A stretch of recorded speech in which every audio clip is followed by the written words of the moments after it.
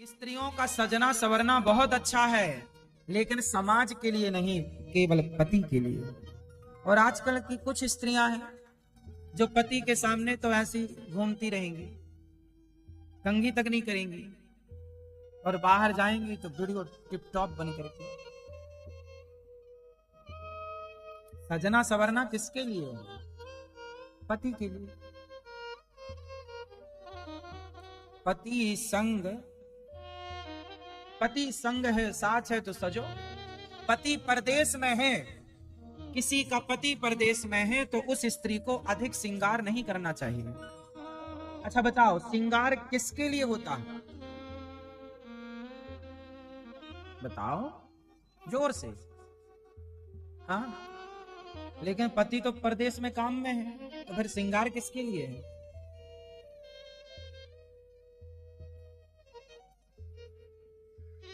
जगत के लिए।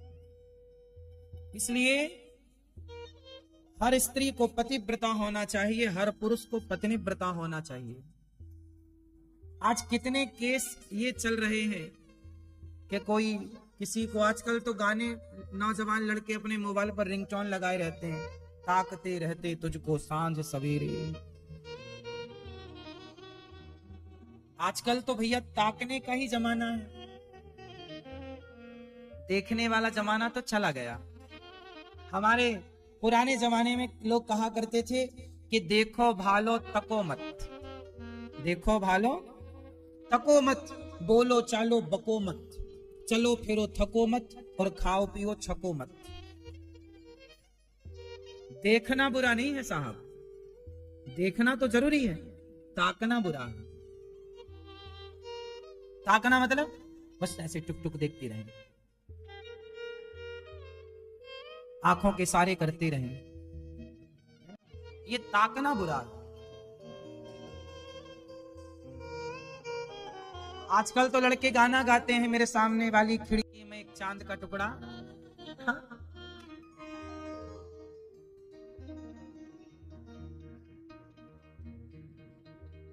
खुद की पत्नी अमावस्या लगती है और पड़ोसन पूर्णिमा।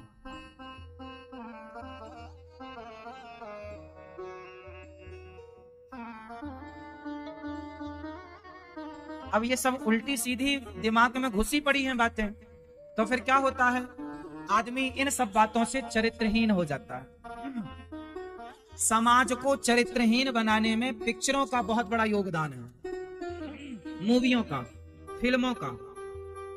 हाँ या ना? आजकल पिक्चरों का, मूवियों का समाज को, लड़कों को और लड़कियों को चरित्रहीन बनाने में मूवियों का बहुत बड़ा योगदान है। जो पिक्चर देखेगा उसका मन जरूर करेगा कि पत्नी के होते हुए भी एक दो और होनी चाहिए, क्योंकि पिक्चरों में यही है।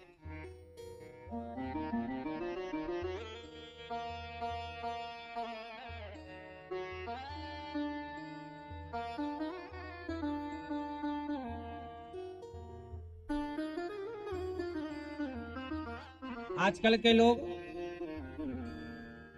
गलत काम भी निडर होके करते हैं।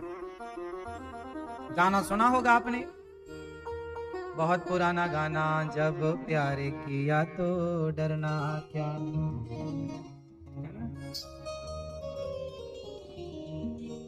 फिर क्या खुल्लम खुल्ला प्यार करेंगे, मतलब खुल्लम खुल्ला गलत काम करेंगे। इसलिए खुल्लम खुल्ला प्यार आप देख लो, हर शहर के शाम 4 बजने 5 बजते ही हर बड़े बड़े शहरों की सुनसान गलियों में, जहाँ जो कम सड़कें जहाँ चलती, सड़क में जाके देखना लड़का लड़की बैठे रहते हैं। बंबई में समुद्र के किनारे 4 बजते ही 5 बजते लड़का लड़की पहुंच जाते हैं, मधुमक्खी की तरह वहां बैठे रहते हैं। ये वही वाले लोग हैं, खुल्लम खुल्ला प्यार करेंगे। और जब प्यार किया तो, इस गाने का प्रभाव है ये कि प्यार किया कोई चोरी जोड़ी की है, तो छिप छिप आहें भरना क्या, तो गली सड़कों में कर रहे हैं प्यार। पूरे गाने को चरितार्थ कर रहे हैं ना। और जब गाने ये सुनेंगे तो अमल भी वही होगा जो सुन रहे हैं। हाँ या ना? फिर इसलिए आप अपने बच्चों को चरित्रवान बनाना चाहें तो राम का चरित्र पढ़ाइए, राम के चरित्र के बारे में समझाइए। और चरित्रहीन तो फिर आजकल तो बच्चे लगभग, बहुत सारे, सब नहीं, बहुत सारे बच्चे तो पढ़ने लिखने में कम ध्यान लगाते हैं, वो छिप छिप के प्यार ही करते रहते हैं। कुछ लोग खुल्लम खुल्ला प्यार करते हैं। दोनों के लिए गाने बने हैं, जिसको जो अच्छा लगे, है ना। आप लोग प्यार देखिए, पत्नी से करो, पति से करो, माता से करो, पिता से करो, अच्छे काम से प्यार करो,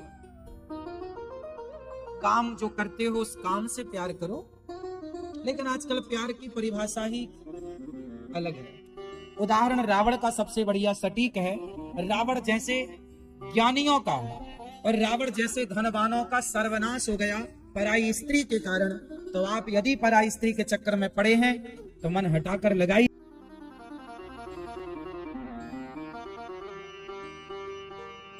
द्यूतम पानम स्त्रियः सूना मांस।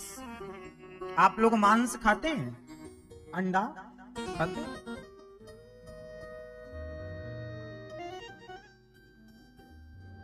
कितने अंडे खा जाते हैं रोज? रोज नहीं, कभी कभी नहीं। आप नहीं, ये आपके बगल में। और कौन कौन अंडा खाता है? अंडा बहुत लोग खाते हैं। अब आप ना बताएं तो ना बताओ, अच्छा है।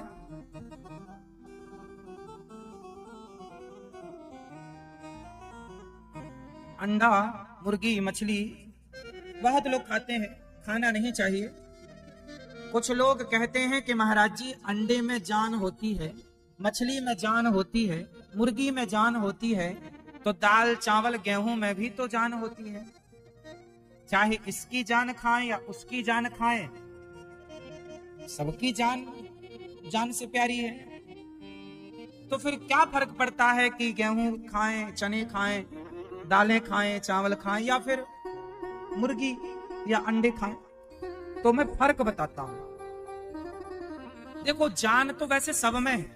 प्राण तो गेहूं भी अंकुरित होती है, धान भी अंकुरित होती है, मतलब प्राण तो है सब में, जान तो सब में है, नो डाउट।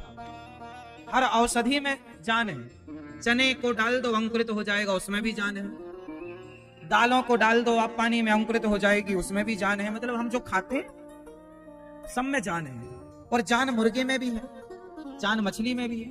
तो कुछ लोगों का तर्क है कि महाराज जब जान सब में है तो फिर मुर्गा और मछली खाने से क्या परहेज है? तो मैं आपको इसका उत्तर देता हूं। कोई सवाल कर ले आपसे इस तरह का तो आप, क्योंकि ये ऐसा सवाल है कि कई बार आप ये सुन के निरुत्तर हो जाते हैं, आपके पास कोई उत्तर नहीं होता। बहुत मांस खाने वाले अक्सर यही तर्क देते हैं। जितने मांसाहारी होंगे वो यही तर्क देंगे आपको। आप वो निरुत्तर करना चाहेंगे आपको कि आपके पास कोई उत्तर ना हो, तो वो ये प्रश्न पूछेंगे आपसे कि भाई जान तो सब में है। दही में कितने सारे बैक्टीरिया माइक्रोस्कोप से देख लीजिए आप।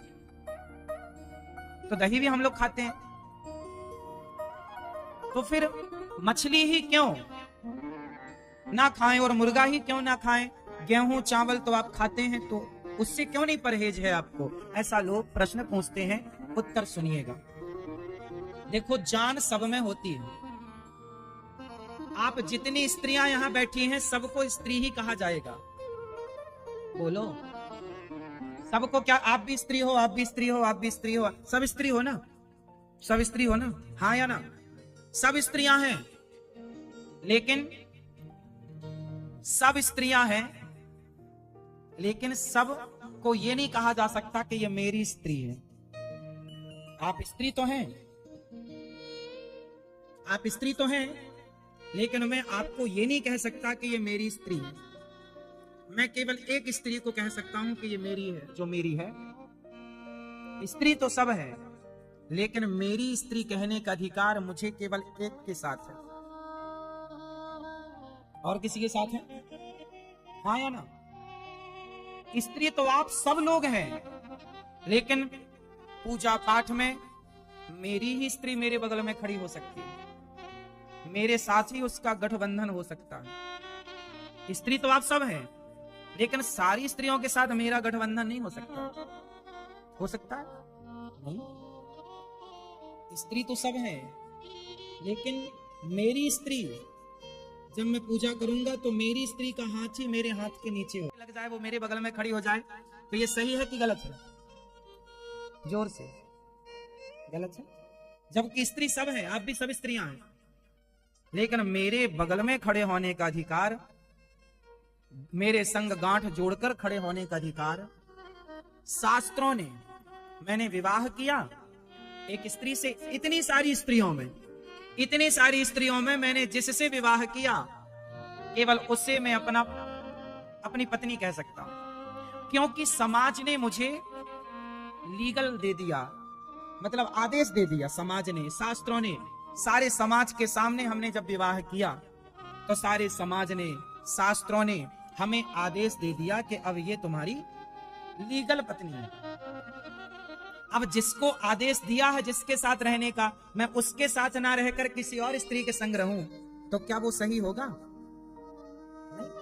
उसी तरह जैसे मेरी पत्नी को मेरे हाथ के नीचे हाथ लगाने का, गठ जोड़ करके, गांठ जोड़ करके खड़े होने का अधिकार है, और किसी के साथ अधिकार नहीं है। उसी तरह जान तो सब में है, मछली में भी, अन्न में भी, लेकिन अन्न खाने की परमिशन शास्त्रों ने, संतों ने दी कि भाई तुम अन्न खा सकते हो, पर मांस खाने की परमिशन नहीं है।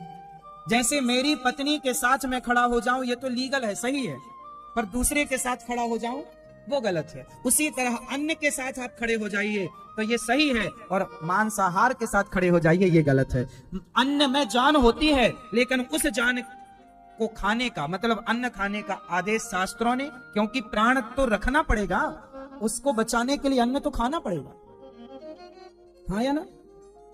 तो अन्न खाकर प्राणों की रक्षा करो। अन्न में जो प्राण है उस प्राण से आपके प्राणों की रक्षा होती है, जबकि मुर्गी को मार देने से उसके प्राण निकल जाते हैं, उसमें खून है, उसमें हड्डी है, वो लीगल नहीं है। तो बताओ, स्त्रियां सब हैं, लेकिन सब स्त्रियों में एक स्त्री को लीगल माना गया मेरे लिए, बाकी सारी स्त्रियां मेरे लिए अनलीगल हैं, पत्नी के भाव से।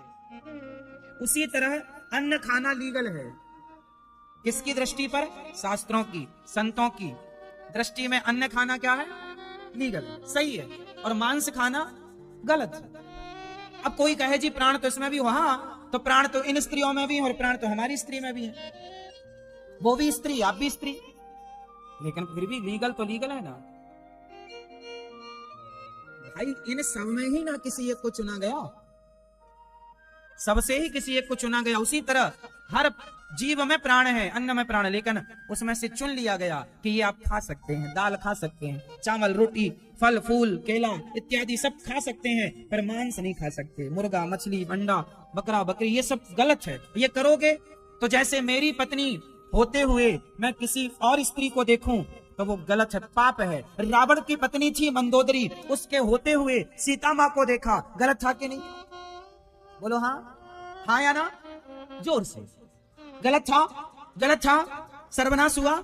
उसी तरह दाल चावल रोटी के होते हुए तो मांस की तरफ देखोगे तो सर्वनाश होगा।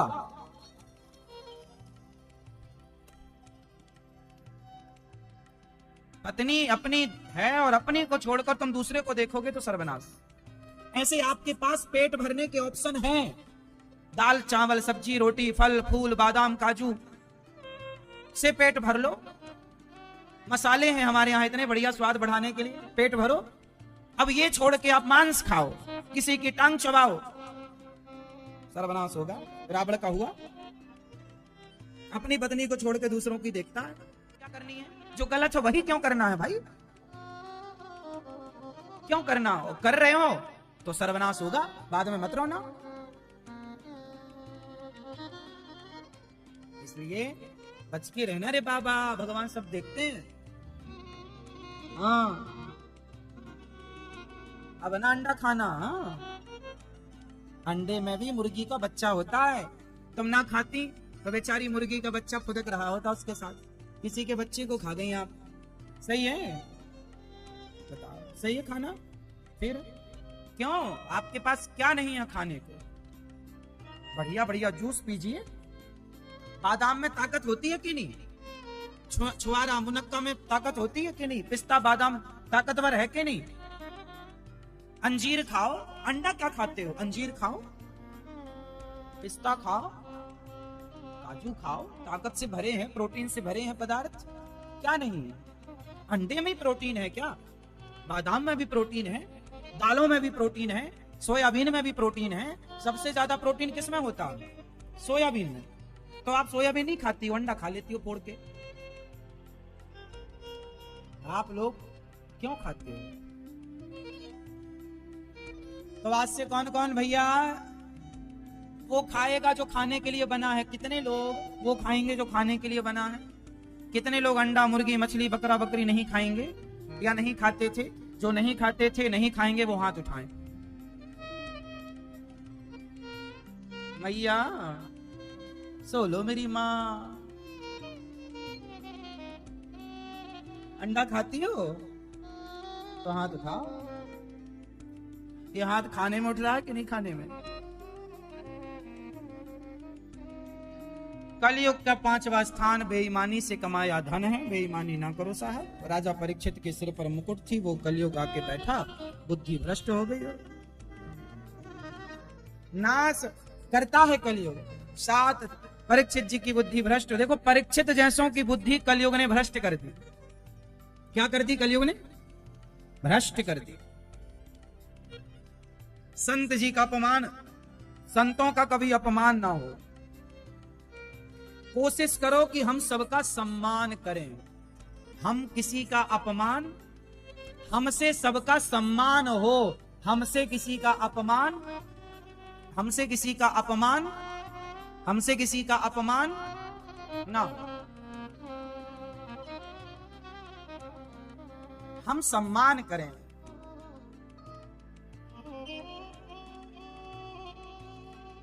परीक्षित जी ने मरा सांप डाल दिया। समीक जी के पुत्र श्रृंगी ने श्राप दे दिया। इति लंघित मर्यादम तक्षकः सप्तमे हरि। आज से 7वें दिन तक्षक में डसेगा और मृत्यु हो जाएगी। राजा परीक्षित ने सुखदेव भगवान से यही सवाल तो किया कि प्रभु मुझे 7 दिन में मरना है, बताइए मैं क्या करूं? सुखदेव भगवान ने कहा, वरीयाने सते प्रश्न क्रतो लोकहितं नृप आत्मवित् सम्मतः पुंसां श्रोतव्यादिषु यः परः। 30 साल 35 साल तक 8 घंटे सोना चाहिए। 35 साल से लेकर के 45 साल तक 7 घंटे सोना चाहिए। 45 से 55 तक 6 घंटे सोना चाहिए।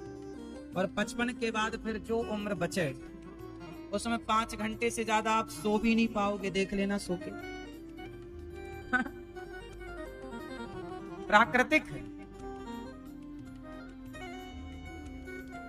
क्यों जी? सही है। ज्यादा नहीं। उठ जाग मुसाफिर भोर भई, अब रैन कहां तू सोवत है। अब तुम्हारी उम्र सोने की नहीं है। 55 साल के हो गए हो, अब सोने के लिए नहीं हो। अब तो जागो और भगवान का चिंतन करो। उठ जाग मुसाफिर भोर भई, अब रैन कहां तू सोवत है।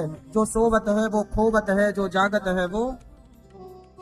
कबीरा, कबीर जी कह रहे, कबीरा सोकर क्या करे। कबीरा सोकर क्या करे, उठ कर जपो मुरारी। एक दिन तो है सोगना, लंबे पैर पसारी। एक दिन तो ऐसी नींद में सो ही जाना है कि फिर कोई जगाने वाला। अच्छा, आप लोग अभी सो रहे हैं कि जाग रहे हैं? हाँ मैया, ओ मेरी माँ मैया, जाग रही हो मेरी माँ? अभी तो सो रही थी थोड़ी देर पहले।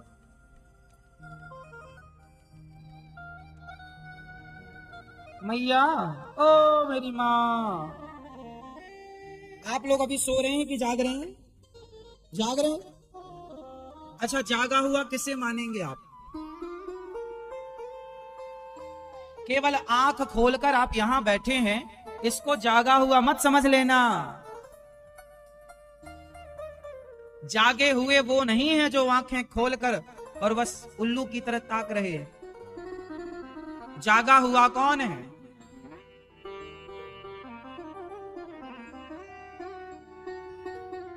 जागा हुआ किसे? जानिए तब ही जीव तब जागा। उसे जागा हुआ तब समझना चाहिए जब जगत से मन हटकर जगन्नाथ में मन लग जाए। जिसका मन जगन्नाथ में लगा, प्रभु में लगा, उसे तो जागा हुआ मानो। और जिसका मन अभी संसार में ही लगा है, ये मेरा, ये मेरा, ये मेरा, ये मेरा, वो सो रहा।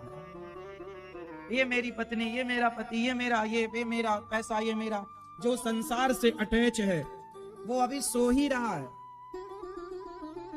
और जिसका मन प्रभु में लग गया, जो सोते भी सपना भगवान का देखता हो, जो जागते मुंह से भगवान का नाम, विभीषण जी लंका में रहते थे पर जैसे ही नींद खुली जागे तो क्या, राम राम ते ही सुमिरन कीन्हा, हृदय हरस कपि सज्जन चीन्हा, यही सन हटि करी हूं पहचानी, साधु ते हों ही न करो।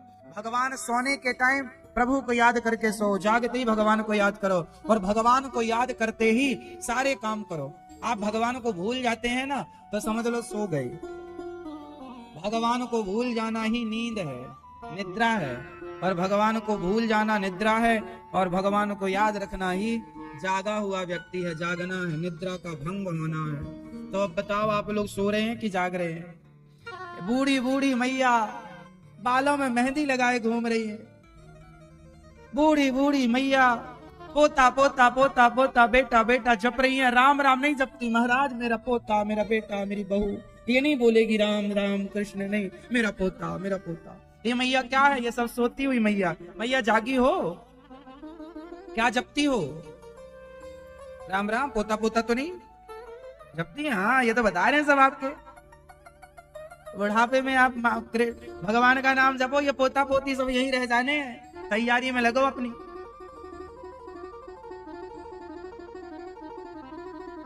ना बेटा काम आएगा, हाँ, ना बेटी काम आएगी।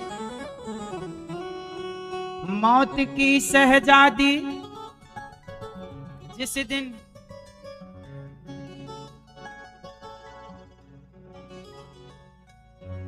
ना सोना काम आने वाला है और ना, इसलिए हम आपसे कहते हैं कि ये मौत की शहजादी सज धज कर आएगी। उस दिन फिर ना सोना काम आएगा और ना चांदी काम आएगी।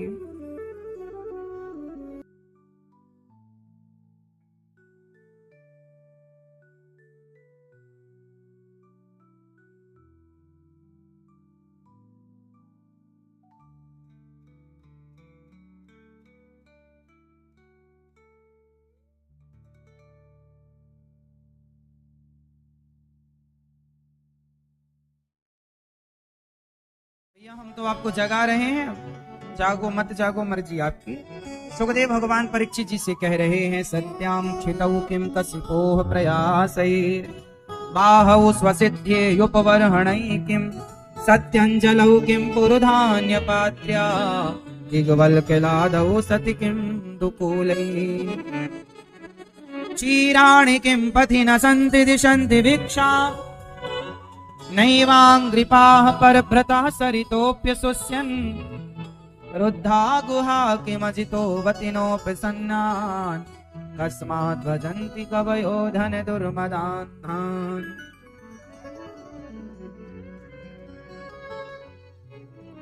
सुखदेव भगवान कहते हैं जीवन में संतोष जरूरी है। जिसे लक्ष्मी चाहिए माया देवी की पूजा करे, ये चाहिए उसकी। अंत में कहा अकामः सर्व काम होगा। जो भगवान की सेवा में लग जाता है, भगवान को प्रसन्न कर लेता है, फिर उसको किसी की जरूरत नहीं पड़ती। इसलिए एक भगवान की शरण में जाओ। सुखदेव भगवान ने नमस्कार किया भगवान को। ब्रह्मा जी को भगवान ने चतुश्लोकी भागवत सुनाई और भगवान जब शांति दूत बनकर आए, विदुर जी के यहाँ जाकर भगवान ने छिलकों का भोग लगाया। भगवान खाते क्या है? बड़े प्रेम से छिलके भी खा लेते हैं। भाव का भूखा हूं मैं, भाव ही के सार है, और भाव से भजले मुझे तो भव से बेड़ा। जब भगवान लीला पूरी करके गए तो भगवान ने जाते वक्त विदुर जी को याद किया। विदुर जी ने मैत्रेय जी के पास जाकर कहा कि भगवान अवतार क्यों लेते हैं, भगवान की लीलाओं का गुणगान सुनाइए। विदुर जी महाराज ने मैत्रेय जी से कहा, सुखाय कर्माणि करोति लोको न तैः सुखम वान्य दुपार बंबा विंदेत भूयस्तत एव दुखम यदत्र युक्तम भगवान वदेना। सारी दुनिया सुख के लिए कर रही है सारा काम, पर मिलता क्या है? दुख। आपको सुख ज्यादा मिलता है कि दुख? आप बता, सुख मानते हैं या दुख को ज्यादा मानते हैं? अर्थात आपके पास ज्यादा की क्या है, सुख या दुख? हम सबकी बात कर रहे हैं। हम सबके लाइफ में, हम सबके जीवन में सबसे ज्यादा क्या है, सुख या दुख? बोलो, क्या क्या ज्यादा है? सुख ज्यादा है या दुख?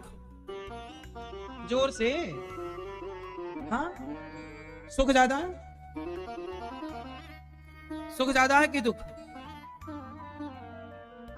कुछ लोग कहते हैं ना, महाराज हम बहुत सुखी हैं, बहुत अच्छा बेटा है, श्रवण कुमार है, बहुत अच्छी पत्नी है, बहुत अच्छा पति है, बहुत अच्छा परिवार, बहुत बढ़िया, भगवान ने 2 रोटी बढ़िया दे रखी, बहुत सुखी हैं हम। हाँ, भगवान करे आप सब सुखी हो। देखो, इस भाव से तो सुख ज्यादा है। यदि हम इस दृष्टिकोण से देखें कि सब बढ़िया है, तो सुखी ज्यादा है आदमी। रोता कभी कभी है, हंसता ठीक है, ठीक रहते। कभी कभी टेंशन आती है, कभी कभी परेशानियां आती हैं, पर वो चली जाती हैं, बाकी हम नॉर्मल रहते हैं। यदि इस हिसाब से देखें, सामान्य गणित से, तो सुख ज्यादा है। लेकिन एक्चुअल बात यह है कि जिसे आपने सुख माना है वो असली सुख नहीं है। वो तो ऐसा है, देखो, पेट भरना है तो आप चाउमीन, पिज्जा और बर्गर खा के भी पेट भर सकते हैं, लेकिन पेट बढ़िया सलाद खाएं, बढ़िया फल खाएं, बढ़िया बादाम खाएं, बढ़िया काजू खाएं, बढ़िया आहार लें, तो पेट तो भर जाता है, दोनों में भरेगा पेट मस्त। लेकिन शरीर के लिए ज्यादा लाभदायक क्या है? सब्जियां, सलाद, बढ़िया अंकुरित अनाज, या फिर चाउमीन, पिज्जा और बर्गर?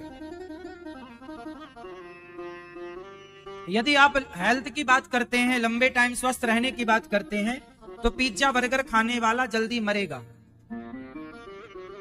जल्दी मर जाएगा। वो बीमार होके तड़प तड़प के मरेगा, क्योंकि ये सब चीजें स्वास्थ्य के लिए बहुत नुकसानदायक।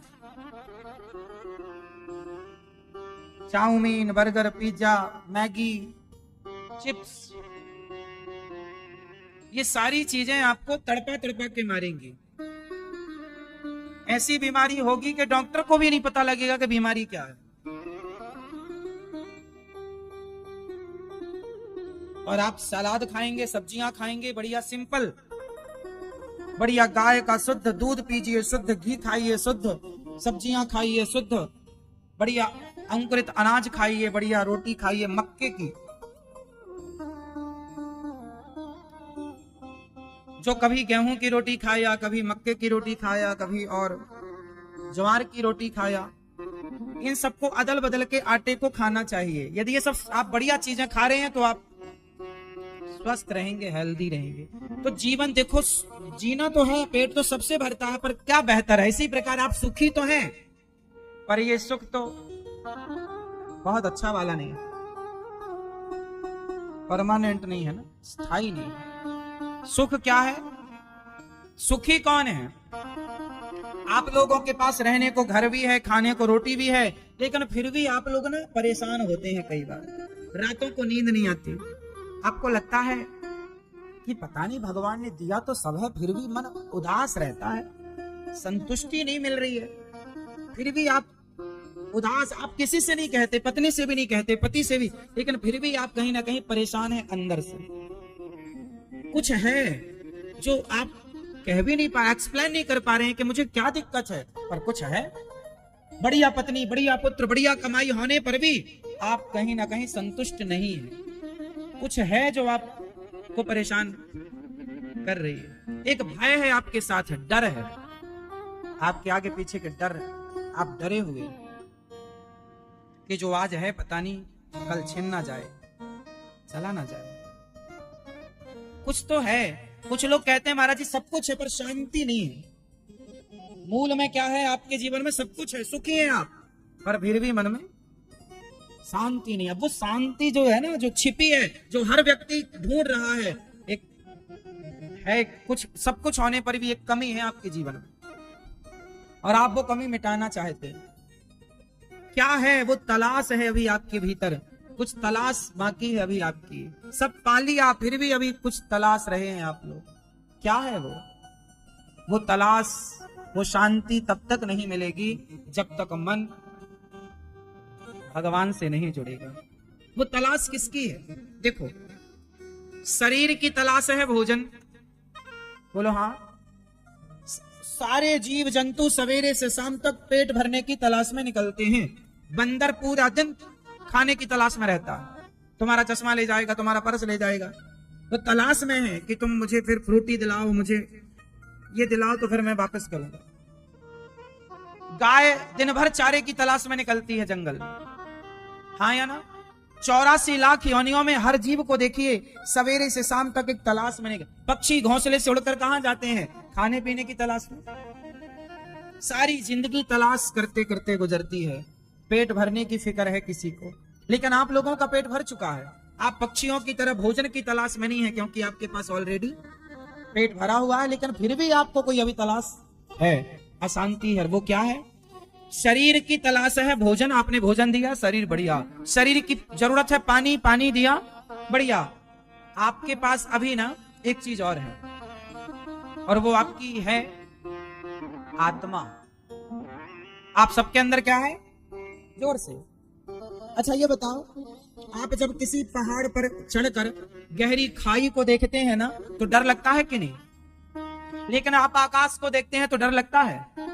जब आप नीचे देखते हैं तो डर लगता है, जबकि ऊपर देखने से डर, ऐसा क्यों होता? नीचे देखने से डर क्यों लगता? आप गिरे नहीं फिर भी डर रहे हैं, जबकि आप गहराई जितनी है उससे ज्यादा तो ऊंचाई है, जो ऊपर से नीचे की तरफ आती है। तो गहरा देखने से डर लगता है, तो ऊंचा देखने से क्यों नहीं लगता? बताओ क्या आप बताओ। हर चीज पत्थर खाई को देखने से, नीचे देखने से डर क्यों लगता? चीज गुरुत्वाकर्षण का सिद्धांत, ऊपर देखने से डर क्यों नहीं लगता? जाना पढ़ा फास्ट। हर चीज ऊपर से नीचे की तरफ आती है, पर एक चीज ऐसी है जो नीचे से ऊपर की तरफ जाती है, ऊपर गिर नहीं सकते। बताओ क्या? क्या? आत्मा। नहीं, आत्मा तो जाती है नीचे से ऊपर, ये तो बिल्कुल सही है आपका उत्तर। लेकिन एक प्रत्यक्ष में हम सबके घरों में, हम सबके जीवन में एक चीज है जो हम सब देखते हैं, जानते हैं, और जो व्यवहार में है। आत्मा तो है ही कि नीचे से ऊपर जाती है, ठीक बात है, लेकिन एक और है जो व्यवहार में है। हर चीज ऊपर से नीचे आती है, पर एक चीज नीचे से ऊपर जाती है।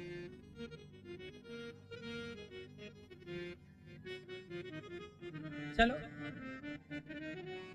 देखो, पहले हम इसका उत्तर दें कि हम नीचे देखते हैं तो डर क्यों लगता है, ऊपर देखते हैं तो डर क्यों नहीं लगता। कारण इसका यह है कि जो नीचे देखते हैं ना, तो कोई व्यक्ति नीचे क्यों नहीं गिरना चाहता? क्योंकि नीचे नरक है। नीचे क्या है? नरक कहां है? नीचे। और बैकुंठ कहां है? तो हमारे अंदर आत्मा जो है वो किसका अंश है? ईश्वर अंश, जीव अविनाशी।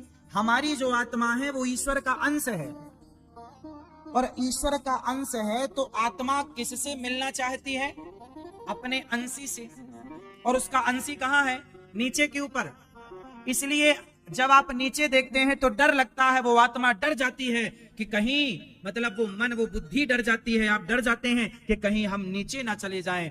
जबकि आत्मा, जब हम ऊपर देखते हैं तो हमें ऊपर अपने भगवान अर्थात आत्मा के संबंधी ऊपर है, तो वो अपने संबंधी को देखकर डरती नहीं है। कोई बच्चा अपनी माँ को देखकर थोड़ी डरता है। शेर से हम सब डरते हैं, पर शेर का बच्चा शेर से नहीं डरता, शेरनी से नहीं डरता।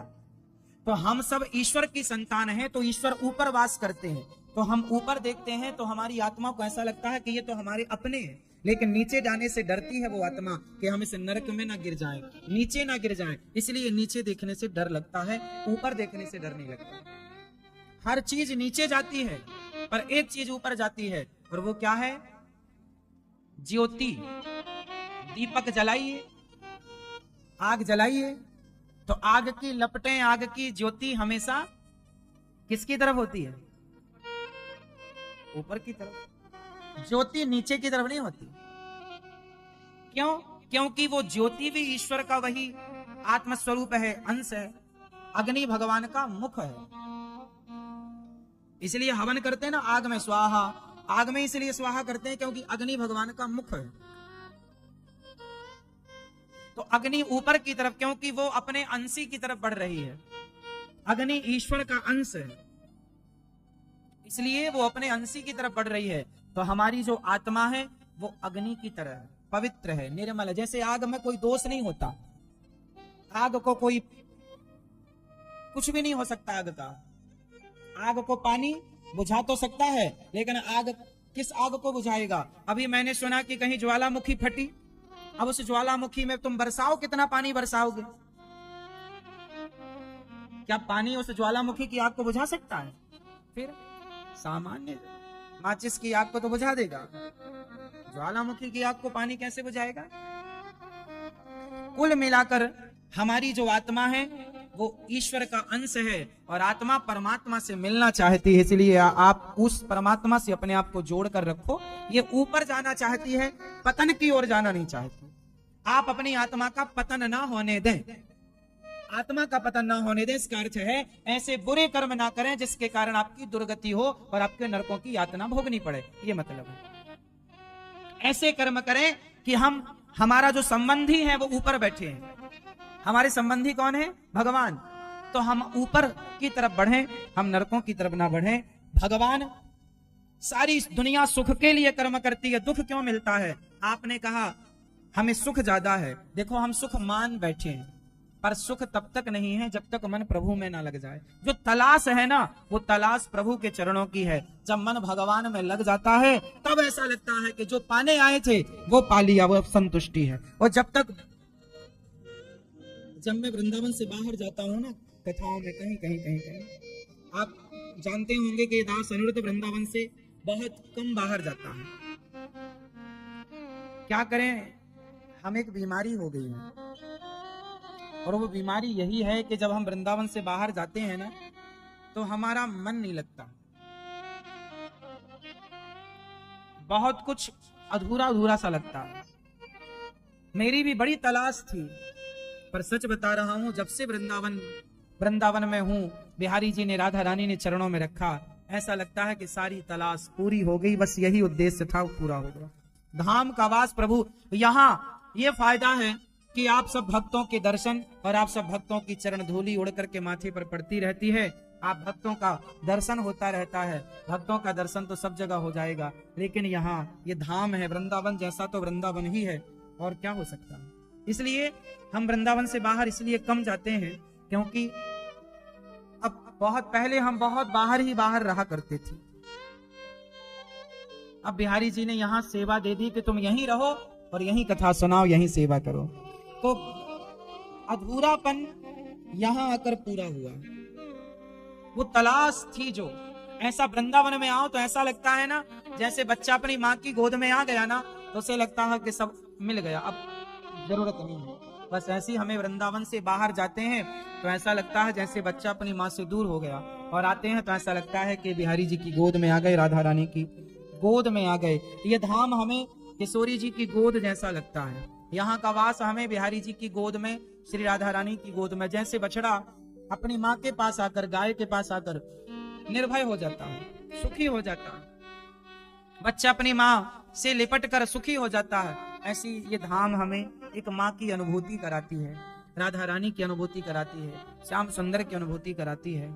अब तो ऐसा लगता है कि अब जब शरीर ही पूरा हो तभी बाहर की कोई बात हो, वरना धाम वृंदावन तो वृंदावन सो वन नहीं, नंद गांव सो गांव, बंसी बट सो बट नहीं, कृष्ण नाम सो नाम।